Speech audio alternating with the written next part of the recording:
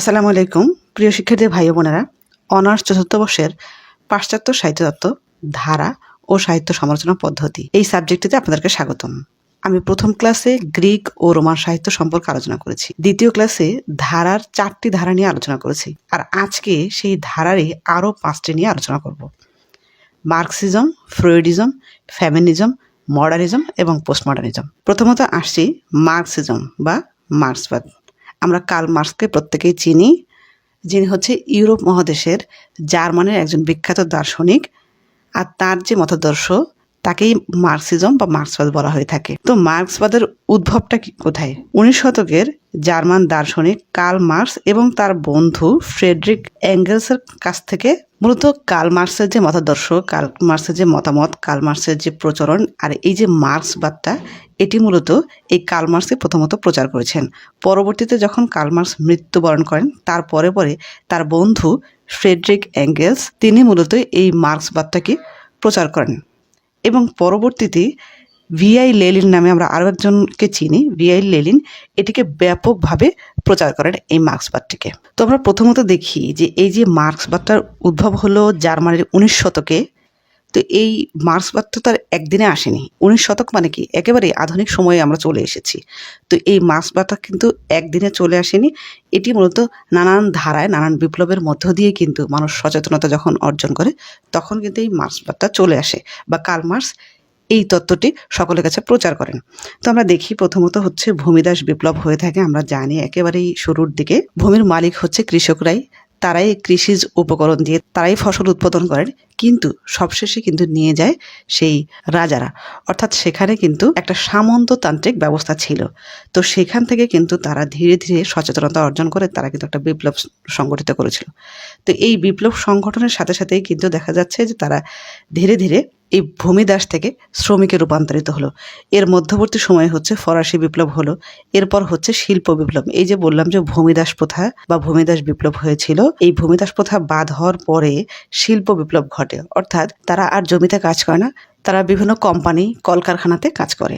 তখন তারা এক নরক থেকে আরও এক নরকে গিয়ে উপস্থিত হয়। যখন শিল্প কলকারখানায় তারা কাজ করে থাকে তখন তাদের দেখা যাচ্ছে যে 24 ঘন্টার মধ্যে 16 ঘন্টায় তাদেরকে কাজ করতে হয়। তাদের জীবনটা আরও যান্ত্রিকে পরিণত হলো। আমরা কিন্তু এর আগে ম্যাক্সিম গোর্কির মা উপন্যাসটি পড়েছি অনুদিত সাহিত্যে। তো সেইটা পড়তে গেলে কিন্তু আমরা বুঝতে পারবো যে আসলে শ্রমিকদের জীবনটা কত করুণ ছিল, কত বেদনার্থ ছিল, কত মর্মাহত ছিল। তারা সারাদিন শেষে কাজ করে এসে তারা মদ এসব নিয়ে তারা কিছুটা ক্লান্তি দূর করার জন্য নেশা করত এবং নারীদেরকে নির্মমভাবে অত্যাচার করত। তো এই শিল্প বিপ্লবের ফলে মালিক শ্রেণী এবং শ্রমিক শ্রেণী এই দুটাতে বিভক্ত হয়ে যায়। তো এর পরেই কিন্তু হচ্ছে দেখা যাচ্ছে যে আরও বিপ্লব আসে, রুশ বিপ্লব চলে আসে। এই সমাজের কর্তৃত্ব হাতে নিলেন এই বুর্জোয়া শ্রেণী অথবা ধনতান্ত্রিক শ্রেণী।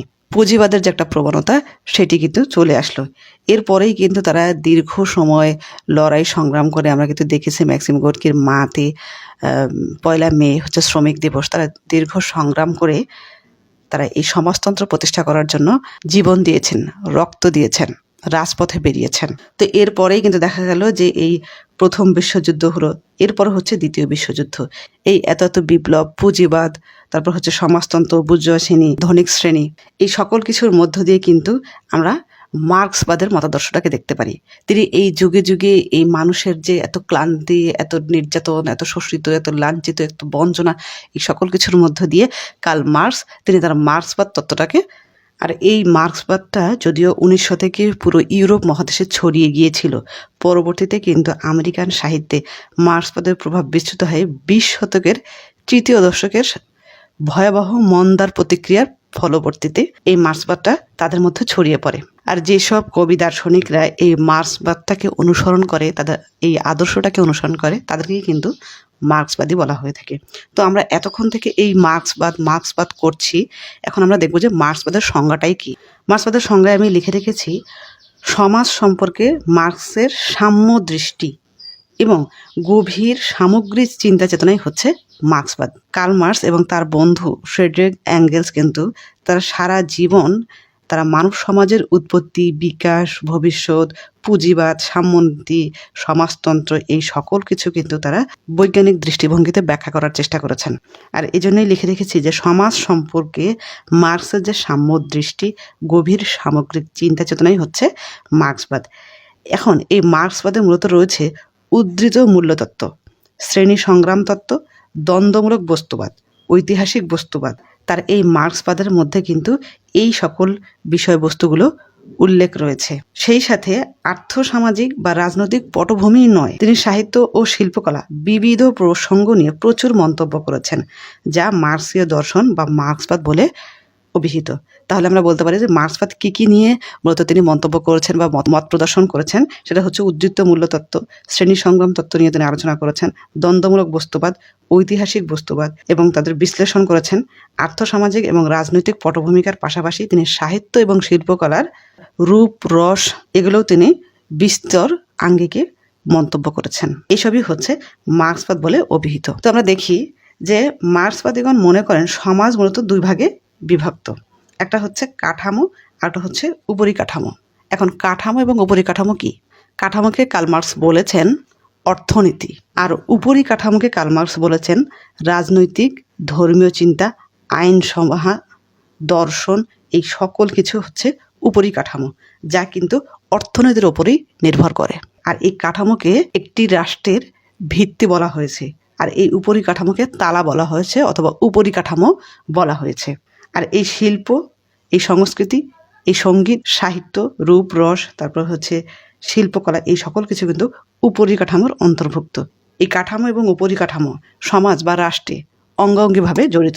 এখন আমরা বলবো এই যে মার্ক্সবাদের যে এতগুলো তত্ত্ব সম্পর্কে আমরা জানলাম, আসলে এই তত্ত্বগুলো একটু না বললেই নয়। আসলে কার্ল মার্ক্সের যে সাহিত্য ধারায় এটা হচ্ছে বিশাল এবং বিস্তৃত একটা বিষয়, এটা আসলে অতি সংক্ষিপ্ততে বোঝানো খুব কষ্টকর। তো মার্ক্সবাদ এর বৈশিষ্ট্য বা আলোচনায় তিনি শুরু থেকে শেষ পর্যন্ত শ্রেণী সংগ্রাম তত্ত্বের কথা বলেছেন, মালিক শ্রেণী এবং শ্রমিক শ্রেণীর কথা বলেছেন। এই যে শিল্প বিপ্লব হলো, এই শিল্প বিপ্লবের ফলে কিন্তু মালিক আর শ্রমিক শ্রেণী দুটো পর্যায়ে বিভক্ত হলো, আর তখনই কিন্তু শোষণ, বঞ্চনা এবং লাঞ্ছিতের পরিমাণও খুব বেশি বেড়ে গেল। আর এই শ্রেণী সংগ্রাম কিন্তু যুগ যুগ থেকে আছে, থাকবে। সেই সাথে আন্দোলনও আছে এবং থাকবে। এই যে এত এত আন্দোলন হয়েছে, এগুলো কিসের জন্য? শ্রেণী সংগ্রামের জন্যই। মালিক শ্রেণী, শ্রমিক শ্রেণী, এর জন্যই কিন্তু শ্রেণী সংগ্রাম তৈরি হয়েছে এবং আন্দোলনও তৈরি হয়েছে। আর এগুলো হলেই কিন্তু সমাজের, রাষ্ট্রের গতি বৃদ্ধি পায়, সমাজের বা রাষ্ট্রের পরিবর্তন আসে, সমাজের বা রাষ্ট্রের নানান কিছুর উৎপত্তি হয়। তো এই শ্রেণী সংগ্রাম তত্ত্বের মধ্যে তিনি মূলত মালিক শ্রেণী এবং শ্রমিক শ্রেণীর কথা বলেছেন। এরপর হচ্ছে উদ্ধৃত মূল্যতত্ত্ব তিনি বলেছেন, তিনি বরাবরই শ্রমিকদের নিয়ে কথা বলেছেন। উদ্ধৃত মূল্যতত্ত্ব আমরা হচ্ছে সেই যুগ থেকে এখন পর্যন্ত আমরা কিন্তু শ্রমিকদের মূল্য সেভাবে দিতে দেখি না। একটা জুতোর দাম যদি 10,000 টাকা হয়ে থাকে, সেক্ষেত্রে কিন্তু একটা শ্রমিক কত টাকা পায়? একটা শ্রমিক শুধু সে মজুরির টাকাটা পেয়ে যায়, হয়তো বা তাকে 400 টাকা দিয়ে থাকে, বা সারাদিন সে কাজ করলে তাকে 500 টাকা দিয়ে থাকে। জুতোটার যদি উৎপাদন খরচ 200 বা 300 টাকা হয়ে থাকে, সেক্ষেত্রে কিন্তু শ্রমিক খরচ এবং উৎপাদন খরচ হলো সর্বসাকুল্যে যদি খুব বেশি ধরি তাহলেও 1,000 টাকা। আরও সে যদি 10,000 টাকা বিক্রি করে থাকে, তাহলে আরও 9,000 টাকা উদ্ধৃতি থাকলো, লাভ থাকলো। তো এই লাভটা কার পকেটে যাবে? অবশ্যই মালিক শ্রেণীর পকেটে যাবে। এই লাভটা কিন্তু শ্রমিক শ্রেণীর পকেটে যাবে না। তো এক্ষেত্রে কিন্তু সাম্য রইল না, এক্ষেত্রে কিন্তু সমতা রইল না, এক্ষেত্রে শ্রমিকের মর্যাদাটুকুও রইল না। এই দিক থেকে কিন্তু শ্রেণী সংগ্রাম তৈরি হয়। তো এই মার্ক্সবাদ বা কার্ল মার্ক্স তিনি এই উদ্ধৃতি বা লাভটাকে যে শ্রমিকদেরকেও দিতে বলেছেন বা সমান সমান করতে বলেছেন, এরকম তিনি আঙ্গিক প্রদান করেছেন। এরপর হচ্ছে দ্বন্দ্বমূলক বস্তুবাদ বা ঐতিহাসিক বস্তুবাদ। আমরা যে বললাম যে কাঠামো এবং উপরিকাঠামো কিন্তু দ্বন্দ্বমূলক বস্তুবাদ এবং ঐতিহাসিক বস্তুবাদের অংশ। এই দ্বন্দ্বমূলক বস্তুবাদ এবং ঐতিহাসিক বস্তুবাদের মধ্য দিয়ে মানব সমাজের ক্রমবিকাশকে বিশ্লেষণ করেছেন। বরাবরই মালিক এবং শ্রমিক শ্রেণীর মধ্যে দ্বন্দ্ব থাকে।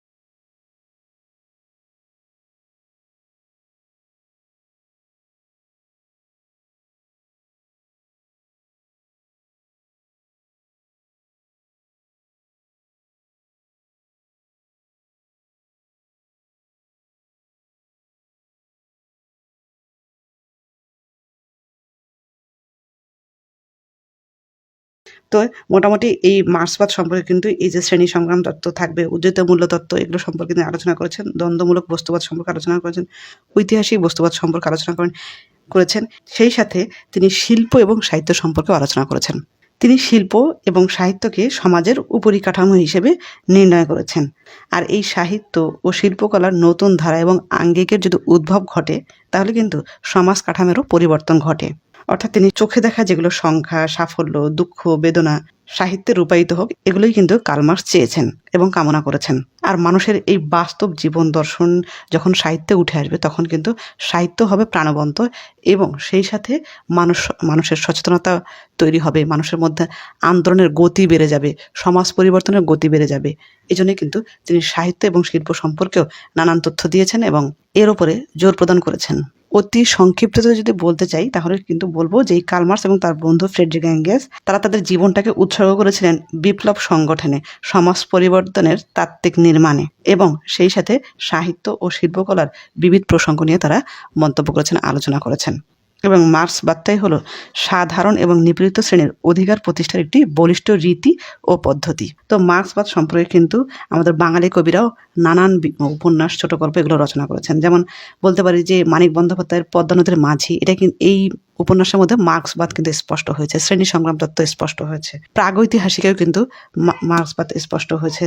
তিতাস একটি নদীর নাম, হাসুলি বাঁকের উপকথা, এগুলোতেও কিন্তু মার্ক্সবাদটা বা শ্রেণী সংগ্রাম তত্ত্ব উপস্থাপিত হয়েছে। এরপর আসছি ফ্রয়েডিজম বা ফ্রয়েডীয় তত্ত্ব। ভিয়েনার একজন বিখ্যাত মনোসমীক্ষক হচ্ছে এই সিগমন্ড ফ্রয়েড। তিনি 1856 সালে জন্মগ্রহণ করেন এবং 1939 সালে মৃত্যুবরণ করেন। এই সিগমন্ড ফ্রয়েডকে মনোসমীক্ষণ তত্ত্ব বা মনোবিকলন তত্ত্বের প্রবক্তা বলা হয়। তিনি মূলত মানসিক রোগের চিকিৎসা করতেন। তিনি পরিবার থেকেই অনেক আদরের সন্তান ছিলেন, তিনি পরিবার থেকে অনেক আদর পেয়ে বড় হয়েছেন। তখন থেকেই কিন্তু মানব মনকে তিনি পর্যবেক্ষণ করতেন, তার বাবা মা ভাই বোন সকলকে। দুঃখ পেলে কেমন লাগে, কষ্ট পেলে চেতন মনে মানুষ কী করে, অবচেতন মনে মানুষ কী করে, ইশারা ইঙ্গিতে মানুষ কী করে, মানুষ স্বপ্ন কেন দেখে, এইসব নিয়ে কিন্তু তিনি ছোটোবেলা থেকেই অনেক বিষয় ভাবনার উপরে তিনি পর্যবেক্ষণ করেছেন। শেষ পর্যন্ত তিনি মনোসমীক্ষক হয়ে উঠেছেন। এই জন্যই তাকে মনোসমীক্ষণ তত্ত্ব বা মনোবিকলন তত্ত্বের প্রবক্তা বলা হয়ে থাকে। তো বিভিন্ন পরিবেশ পরিস্থিতিতে মানুষ কিভাবে সঙ্গতি বিধানের চেষ্টা করে, তার বৈজ্ঞানিক কারণ নির্ণয় করাই হচ্ছে মনোবিকলন বা মনোসমীকরণের প্রধান কাজ। অর্থাৎ তিনি সবসময় এটাই চিন্তা করেছেন যে মানুষ কি চিন্তা করে, কিভাবে চিন্তা করে, মানসিক রোগী মানুষ কেন হয়ে থাকে, এই বিষয়গুলো তিনি সবসময় চিন্তা করেছেন এবং আলোচনা করেছেন। তো এগুলো আলোচনা করতে গিয়ে তিনি মানব মনকে বিশ্লেষণ করতে গিয়ে তিনি মানব মনের 3 রকম উপাদানের কথা বলেছেন। একটা হচ্ছে চেতন বা কনসিয়াস, প্রাকচেতন প্রিকনসিয়াস, অবচেতন আন বা সাবকনসিয়াস। তো চেতন মনটা কীরকম, যদি এক কথায় এক বাক্যে এবং সংক্ষিপ্ততে যদি উদাহরণ দিয়ে থাকি, যে মানুষ যখন ঘুমায় তখন ধরুন আমার শরীরে একটা মশা পড়লো, আমি জেগে আছি, আমি সেটা বুঝতে পারছি যে আমার শরীরে একটা মশা পড়েছে, তো আমাকে কি তৎক্ষণাৎ কী করতে হবে, আমি কি বসে থাকবো? নো, আমি মারবো, আমি তাকে তৎক্ষণাৎ মারলাম, মেরে ফেললাম। তো এটা হচ্ছে এই কাজটা আমি করলাম একান্তই চেতন মনের কাজটা করলাম, আমার চেতনা 100% আছে, এই জন্য আমি তাকে মেরে ফেললাম। এটা হচ্ছে চেতন। আর প্রাক চেতন হচ্ছে আমি শুয়ে আছি, আধো ঘুম আধো জাগনা এরকম। তো তখন আমি কি করতে পারি, মারতেও পারি আবার নাও মারতে পারি, সে অবস্থায় থাকতে পারে। তো এটাকে বলা হয় হচ্ছে প্রাক চেতন। আর অবচেতনকে যদি বলি যে আমি মরার মতো ঘুমে পড়ে আছি, আমাকে মশা খেলো কি খেলো না এগুলো ডাজন্ট ম্যাটার, ও খেয়ে চলে যাক, তাতে আমার কিছু যায় আসে না। এটা হচ্ছে অবচেতন মনের, অর্থাৎ আমি কিছুই টের পাচ্ছি না, মশা খেয়ে চলে যাচ্ছে, এটা হচ্ছে অবচেতন মনেই হয়ে থাকে। তিনি আরও 3টি মানব মনের বিশেষ উপাদানের কথা বলেছেন। একটা হচ্ছে ইদম, অহম এবং অধিসত্তা। ইদম হচ্ছে ইড, অহম ইগো, অধিসত্তা হচ্ছে সুপার ইগো। তাই ইদম, অহম আর অধিসত্তা এই 3টা কি? ইদমকে বলতে পারি আমরা শরীরের এক প্রকার এক রোখা চাহিদা, ও শুধু চায় আর চায়, সেটা নৈতিক হোক অনৈতিক হোক, তারপর হচ্ছে আমি একটা কাজে আছি সেক্ষেত্রে হোক, ও চাইবে, এটাকে তোমাকে দিতে হবে।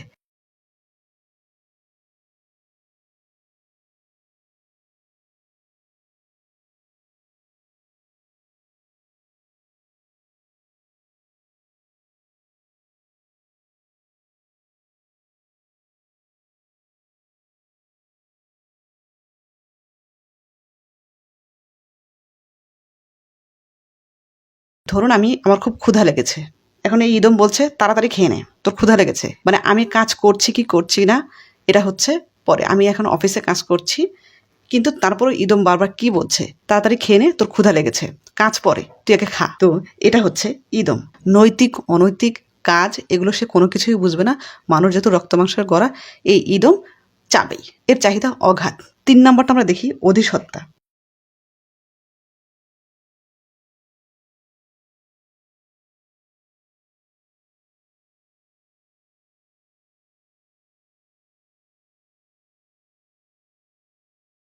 এটা হচ্ছে সুপার ইগো। ধরুন আমি অফিসে আসি, তখন আমাকে কাজটা শেষ করে তারপরে আমাকে খেতে হবে, এটা হচ্ছে আমার দায়িত্ব, এটা হচ্ছে আমাদের নৈতিক বিষয়, এটা ভ্যালুস বা মোরালিটি বলতে পারি আমরা। তো আমার এই সুপার ইগো কি বলছে যে না, আমাকে আগেই খাওয়া যাবে না, আগে আমাকে কাজটা শেষ করতে হবে, অফিসের কাজটা শেষ করতে হবে, তারপর আমাকে খেতে হবে। মানুষের মধ্যে এই মোরালিটিটুকু থাকবে, এই ভ্যালুসটুকু থাকবে। এখন ইদম বারবার বলছে তুই খেয়ে নে, আর অধিসত্তা বা সুপার ইগো বলছে যে না, আমাকে কাজটা করতে হবে, এইটা আমার নৈতিক দায়িত্ব। এর মধ্যে আমরা কি করব, ডিসিশন নেব, হয় খাবো নইলে খাবো না। তো এটাকে আমরা ডিসিশন বলতে পারি, অথবা ব্যালেন্স করে চলা বলতে পারি। তাহলে অহমটা হচ্ছে ব্যালেন্স বা ডিসিশন।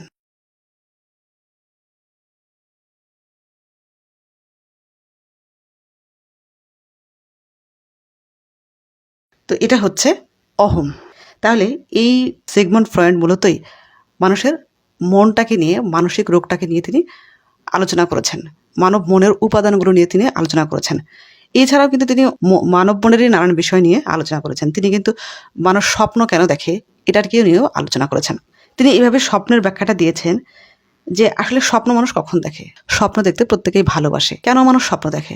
মানুষ যখন বাস্তবে সেটা বাস্তবায়ন করতে পারে না, তখন কিন্তু মানুষ স্বপ্নটাই স্বর্গরাজ্যে পরিণত করে মানুষ কিছুটা হলেও সুখ অনুভব করে, বা মানুষ কল্পনা করে। এই কল্পনা এবং স্বপ্ন মানুষ দেখে এই জন্যই, যা মানুষ বাস্তবে চেষ্টা করেও পারে না, তা বাস্তবায়ন করতে পারে না, সেটাই হচ্ছে মানুষ কল্পনা বা স্বপ্ন দেখে থাকে। এছাড়াও কিন্তু তিনি মানব মনে আরও কিছু নিখুঁত বিষয়গুলো আলোচনা করেছেন। যেমন আমি একটা ভুল করলাম, ভুল করে অন্যজনের ঘাড়ে সেটা চাপাই দেওয়ার চেষ্টা করলাম। মানুষ এটা কেন করে? মানুষের এই সূক্ষ্ম এবং এই তীক্ষ্ণ বিষয়গুলোকে নিয়ে তিনি আলোচনা করেছেন। তাহলে আমরা বুঝলাম যে এটা হচ্ছে পুরোটাই মনসমীক্ষণ তত্ত্ব। মানব মনের তত্ত্বগুলো তিনি টেনে বের করার চেষ্টা করেছেন। ফ্রয়েডিজমের যদি একটা উদাহরণ দিতে চাই, পুতুল নাচের ইতিকথায় এখানে কিন্তু মানব মনের একটা সূক্ষ্ম বিষয় এখানে স্পষ্ট হয়েছে। আপনারা যারা পুতুল নাচের ইতিকথা পড়েছেন তারা বুঝতে পারবেন। তবে এই মার্কসিজম এবং ফ্রয়েডিজম যদিও পাশাপাশি লিখেছি, কিন্তু দুটো কিন্তু একেবারেই বিপরীত। একটা হচ্ছে একেবারেই বাস্তব বিষয়, আর একটা হচ্ছে একেবারেই মনের বিষয়, যেটাকে ধরা যায় না, ছোঁয়া যায় না, স্পর্শ করা যায় না, শুধুমাত্র অনুভব করা যায়। তো সেই বিষয়গুলি নিয়েই ফ্রয়েডীয় তত্ত্ব আলোচিত হয়েছে। তো এই গেল হচ্ছে মার্কসিজম এবং ফ্রয়েডিজম।